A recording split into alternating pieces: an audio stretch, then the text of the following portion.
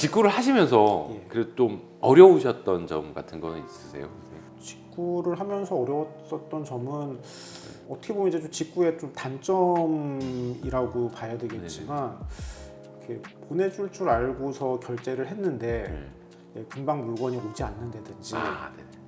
아니면은 내가 산 거는 A 와인인데 전혀 생뚱맞은 B 와인이 발송이 된다든지 했을 때 이제 이거를 뭔가 자초지종을 파악하고 바로잡기 위한 게 우선은 커뮤니케이션 자체도 뭐 전화를 하려고 해도 시차나 언어나 등등의 부담이 있고 이제 이런 부분들이 단점이라면 단점인데 이제 이거는 아무래도 이제 좀 계속 하다 보면은 좀 피해야 될 곳들은 좀 피하고 뭐 어디나 마찬가지겠지만 나중에 피해야 될 사이트 몇 개만 좀 가르쳐 주시면 왜냐면 저도 사실은 뉴욕에 있을 때 샵에 갔다가 몇 번 와인을 구매를 했었거든요. 와인 상태도 되게 좋았었고 그래서 아직도 기억나는데 셀로스를 시켰는데 1년 지나도 안 주는 거예요. 나 이거 돈 돌려받아야 되겠다. 그러니까 물건 줄게 이러더라고요. 그래서 주고받은 메일 내용이 엄청나게 많았거든요. 왜 와인 안 주냐? 왜 와인 안 주냐? 그래서 카드 회사한테 이야기하니까 결국은 거기하고 풀어야 된다고 해서 거의 저 같은 경우에도 한 일주일에 한 번씩 전화를 했죠. 일주일에 한 번씩 전화해가지고 야 왜 안 주냐? 왜 안 주냐? 왜 안 주냐? 왜 안 주냐? 결국은 거기서 미안하다. 우리 물건 못 줄 것 같다 해서 취소된 적도 있기도 하고. 네. 이제 뭐 이런 그러니까 일반적인 공구 저희 직구 어려움이 좀 있었었고요. 그리고 이제 최근에 이제 제 블로그에서 진행하는 공구 같은 경우에는 이게 뭐 단기간에 굉장히 많은 분들이 이렇게 알게 되고 응원해 주셔서 되게 감사한데 사실 시작한 지는 이제 만 1년이 채 안 됐습니다. 그래서 처음에 좀 시작하고 불과 몇 달 안 지났을 때 어느 날 집에 등기 우편이 하나 날라왔는데 제 관할 세무서에서 왔더라고요.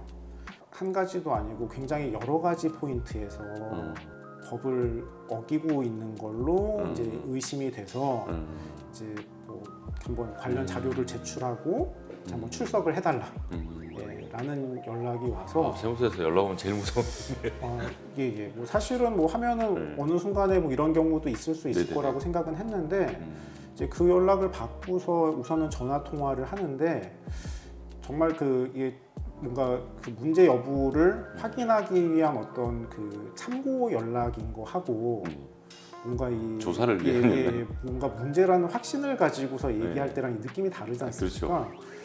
그런데 이게 좀 되게 후자의 느낌? 근데 저도 뭐 시작하기 전에 아까 뭐 관세청에도 질의하고 뭐 주변에 자문도 구하고 이제 했다고 말씀드렸듯이 이제 그런 조심해야 될 부분들을 나름 이렇게 커버를 해서 한다고 이제 시작을 했는데 그런 부분에서 되게 다 문제다라는 쪽으로 말씀들을 주시길래 변호사까지 저도 의뢰를 해가지고 이제 같이 검토도 하고 그리고 이렇게 한번 출석해가지고 관련된 이제 조사도 이제 받았었는데 제가 이용했었던 배송대행 업체 쪽에서도 이제 저와의 거래 내역을 이제 세무서 쪽에다가 제출을 요청이 와서 한다고 하면서 이제 하더라고요.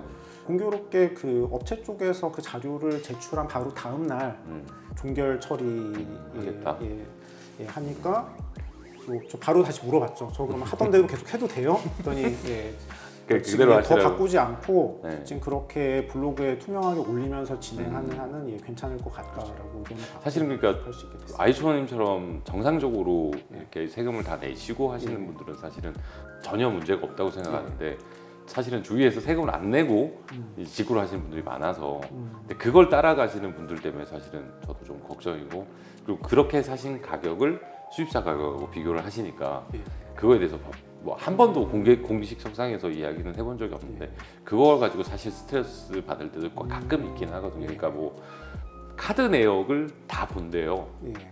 국세청에서. 근데 한 분 같은 경우에는 뭐 스위스, 그다음에 프랑스 해서 무지하게 사시는 거예요. 1년에 카드만 뭐 한 1억 넘게 긁으시니까 국세청에서 이 사람을 주시를 하고 있던 거죠. 그래서 이 사람이 와인을 한국에 받는 거를 다 택배로 받으신 거예요. DHL이나 그런 운송회사를 통하면 법적으로 다 이제 신고를 해야 되지 않습니까? 근데 그분은 국제 우편으로 보낸 거죠. 뭐 올리브 오일이다, 그거를 국세청에서 계속 보고 있다가 이제 한번 한 거죠. 그리고 이제 해외로 나가는 1년에 송금되는 금액을 국세청에서 체크를 하고 있다가 그거 가지고 해서 한번 되게 힘드셨던 부분이 있다고 하더라고요. 예, 뭐 저도 주변에서 전에 뭐 과거에 그런 일을 겪은 분이 계시다고 들었고요. 이게 뭐 농담처럼 얘기하지만 처음에 몇 번 해서 작을 때 안 잡는다.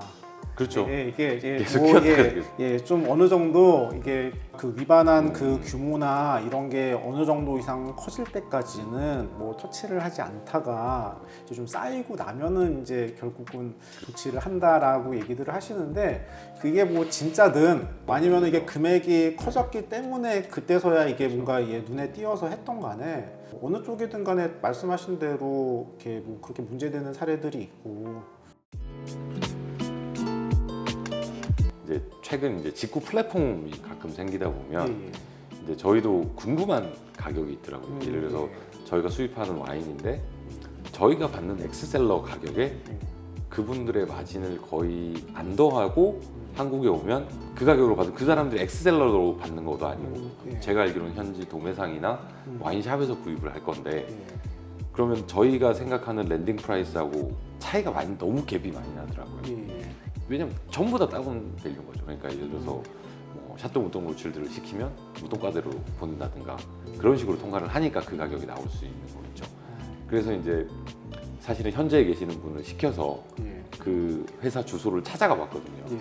회사가 없어요. 그런 플랫폼들도 많고 세금을 다 내고 들어오는 거를 가지고 국내 수입사 가격하고 저는 비교하는 건 전혀 문제가 안 된다고 생각하는데 세금 안 내고 가지고 오는 거를 국내 수입사하고 비교를 하면 그건 좀 문제가 되지 않나 싶긴 하거든요. 그럼요. 그 조금 전에 그 말씀 주신 부분 중에서 이제 저도 그런 이제 이쪽에 블로그도 하고 있고 이제 그런 뭐 이런 애호가들이 수백 명 모여 있는 이제 그런 단톡방 같은 데서 이런 얘기를 하다 보면은 여러 사례가 있는데 다만 업체마다 좀 차이는 큰 것 같습니다. 그래서 저희도 뭐 물론 한두 건만 보고서 쉽게 판단할 수는 없지만 여러 사람이 어느 회사에서 산 어떤 게 얼마였냐라고 볼 때 뭐 지금 제가 이 간편직구 공구 같이 진행하고 있는 그 비타트라 독일이랑 업체도 대표적이지만 여기는 그냥 소비자가 최종 결제한 거에서 그냥 역산하면은 그냥 세금 얼마겠구나 그냥 딱 계산되는 그냥 정말 그냥 딱 그만큼으로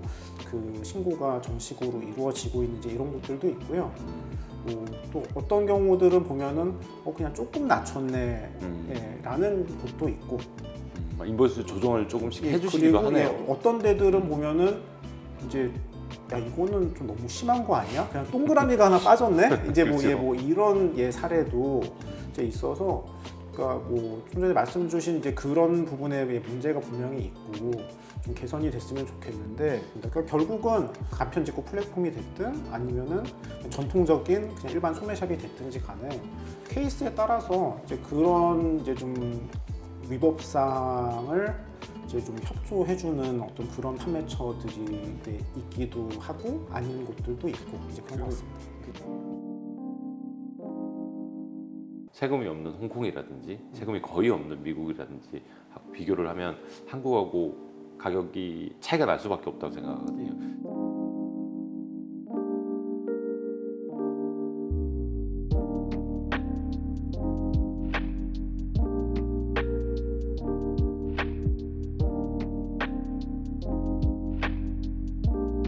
제가 보기에는 현지가 대비 1.5배에서 1.6배면 한국도 사 먹을만 하지 않나 싶기는 하거든요.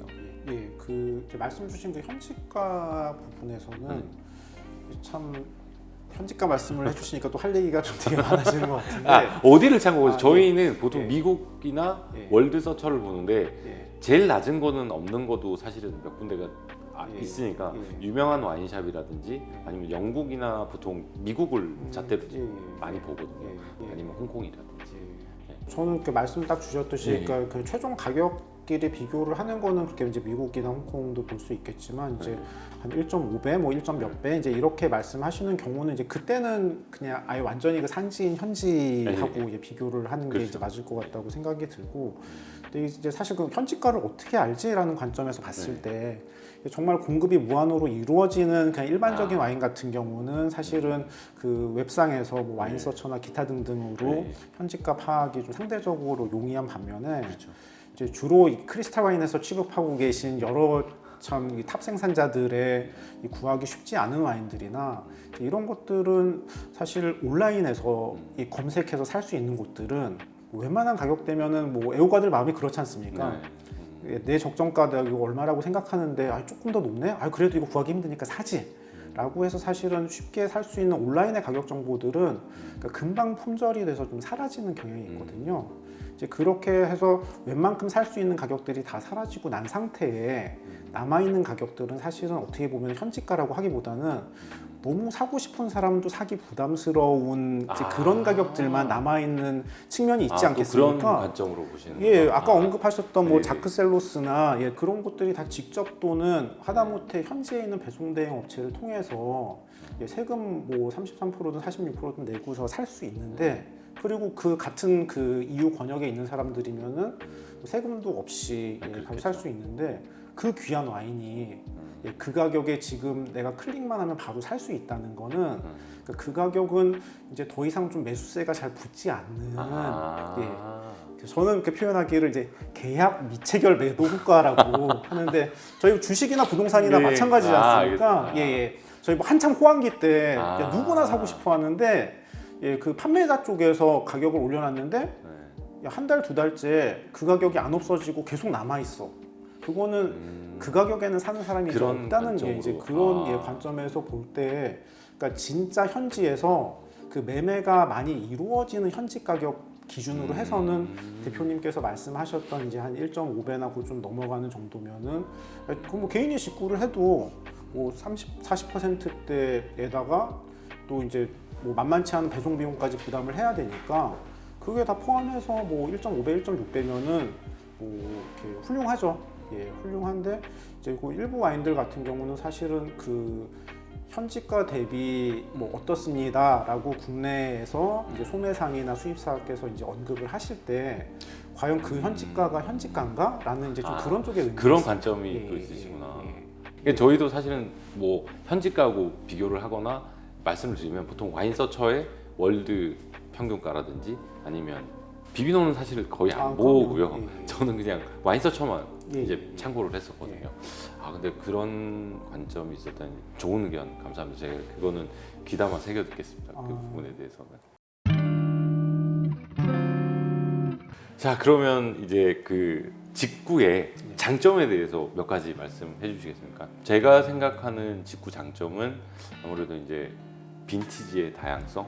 뭐 빈티지든 아니면 뭐 레어와인이든 결국은 그러니까 국내에서 구하기 힘든 거를 그냥 온라인에서 찾아서 이제 사는 이제 그런 부분하고 그리고 이제 뭐 모든 와인이 그렇지는 않지만 왜냐면 직구도 아무래도 이 소량 항공으로 배송받다 보면은 바틀당 그 배송비는 아무래도 이렇게 수입사에서 대량으로 들어오시는 것들보다 비용이 좀 더 높고 그 높은 비용이 붙은 다음에 거기에 그 또 세금을 내다 보니까 국내에서 팔리는 가격보다 훨씬 높은 가격으로 사게 되는 이제 그런 경우들도 있기 때문에 이제 본인이 국내에서 어느 정도의 가격과 난이도로 구할 수 있는 건지 잘 아는 와인에 대해 가지고 이제 좀 더 저렴하게 살 수 있는 경우 이제 이렇게 크게 두 가지인 것 같습니다. 그러니까 싸게, 그다음에 못 구하는 거 구하는 거. 싸게. 뭐 못 구하는 거 구할 때 당연히 비용은 뭐 더 지불하면서 구매를 하시는 분들도 계시고요. 단점은 뭐가 있을까요? 단점은 사실 이게 또 이 장점하고도 같이 연결이 돼 있지만 이 검색해서 사다 보면은 특히나 이제 처음 거래하는 곳 같은 경우는 그곳에서의 어떤 기본적인 어떤 이 고객 응대가 어떤지 그리고 그들이 와인을 어떤 환경에서 보관하고 있는지를 모르는 상태에서 그냥 와인의 이름만 보고 가격만 보고 구매를 하다 보니까 생각 못한 여러 가지 번거로움이 생길 수도 있고 그 다음에 막상 받아서 언젠가 시점이 돼서 이제 따서 마셔보는데 와인의 좀 상태가 뭐 굉장히 안 좋은 경우가 있거나 이제 이런 쪽에서의 이제 좀 리스크가 이제 있다는 부분이 있고 이제 이런 리스크 때문에 나는 직구는 절대 안 해. 뭐 이제 뭐 이렇게 얘기를 하시는 분들도 있는데 사실 이 단점은 뭐 장점도 마찬가지입니다만은 뭐 이 직구만의 고유의 어떤 뭐 장점과 단점이라기보다는 저는 그 국내 유통되는 소매샵에서 살 수 있는 그 레스토랑에서 즐길 수 있는 것들하고 다 마찬가지인 것 같습니다. 결국은 유통 과정에서 어느 회사가 어떻게 핸들링을 했고 그 마지막 보관하고 있던 곳에서는 또 이 와인을 어떤 환경에서 얼마 동안 가지고 있었는지에 따라 가지고 사실은 그 겉에서 봤을 때는 똑같은 와인이지만 뭐 실제로 그 맛과 향에서 봤을 때는 같은 와인인가 의심이 들 정도로 굉장히 큰 차이를 많이 보이지 않습니까? 그렇죠. 그래서 사실은 뭐 잘 모르고 그냥 아무 데서나 샀을 때의 리스크라는 거는 뭐 국내나 해외나 다 마찬가지인 거고 이제 그런 부분에서 이제 기본적인 주의는 뭐 당연히 필요한 거죠. 말씀 주신 것 중에 이제 상태 개런티가 일단 완벽하지는 않다. 그게 사실은 제가 생각하는 가장 단점일 것 같고 왜냐하면 사실 오픈했을 때 상태가 이상하면 한국은 클레임이라도 걸 수 있는데 이제 현지에서는 그러면 거의 반품이 안 되는 거죠. 근데 이제 반품에 상응하는 이제 보상을 해주는 경우들이 있습니다. 그게 이제 결국은 판매처와 그리고 이제 그쪽에서도 마찬가지로 이 구매자의 구매 이력을 아무래도 보지 않겠습니까? 비교적 좀 수차례에 걸쳐서 문제없이 구매를 쭉 하던 사람이 어느 날 한번 뭐 사진 찍어서 뭐 콜크 상태 사진 찍고 그다음에 뭐 사진으로는 보여줄 수는 없지만 콜크도 이랬고 따봤더니 와인의 상태도 이래서 나 도저히 마실 수가 없었다라고 하면은 또 거기에 대해서 뭐 일부 부분 보상이나 아니면 가끔 뭐 파격적인 경우는 그리고 이제 콜크의 상태나 여러 가지로 그 사진상으로도 좀 어느 정도 좀 어필이 가능한 경우에는 뭐 완전 환불 내지는 그 와인 가격과 동등한 어떤 이제 크레딧 적립이든 이런 식으로 이제 해주는 것들도 있습니다. 근데 물론 그런 데들도 굉장히 좋네요. 그런 데들도 뭐 텀즈 앤 컨디션즈에 뭐 이런 게 발생하면 우리는 뭐 100% 보상을 해줍니다 이렇게 밝히고 하지는 않죠.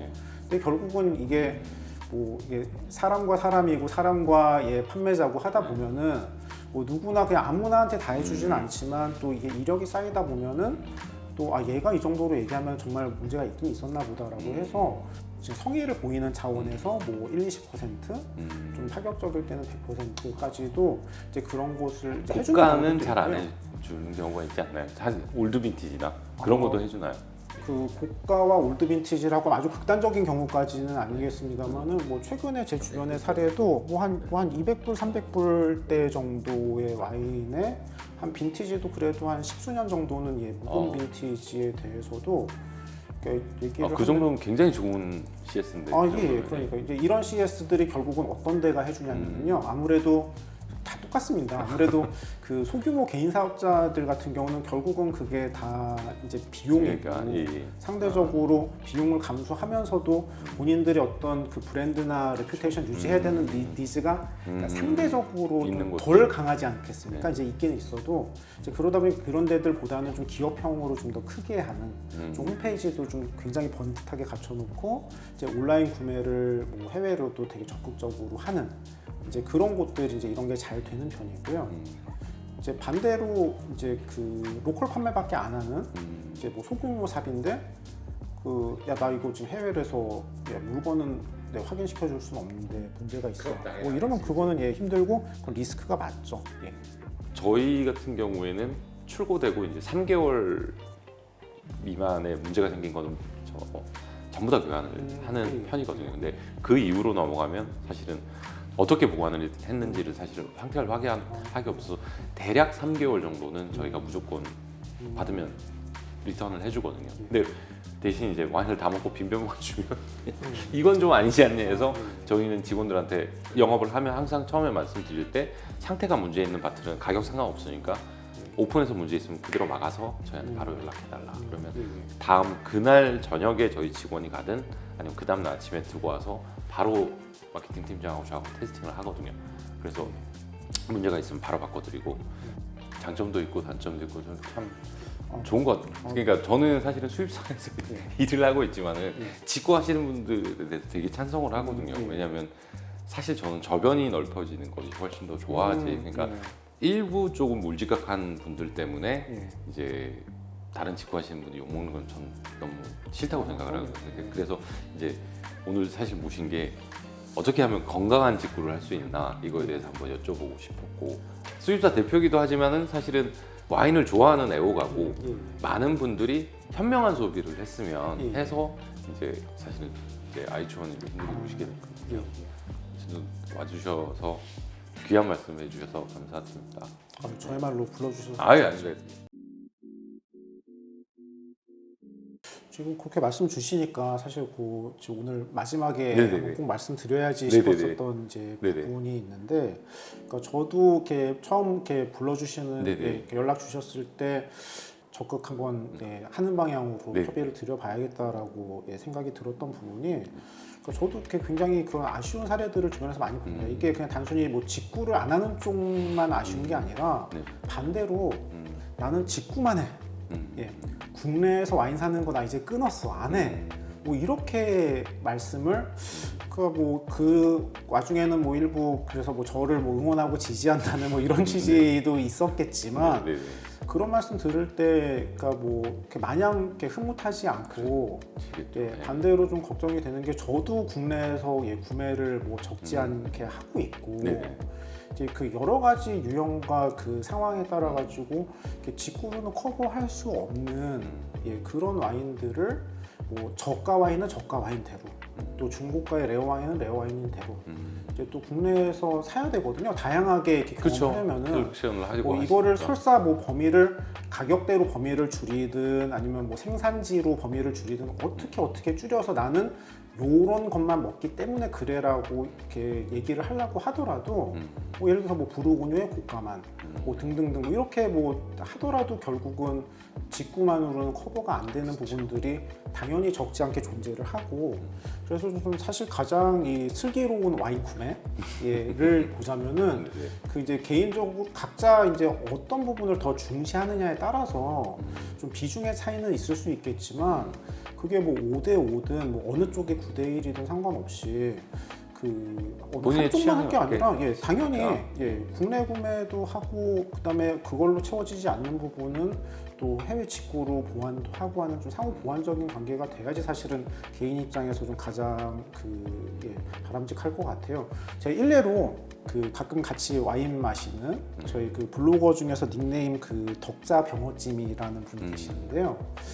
이분이 국내랑 해외랑 구매를 굉장히 적극적으로 양쪽을 다 되게 열심히 하는 분이세요.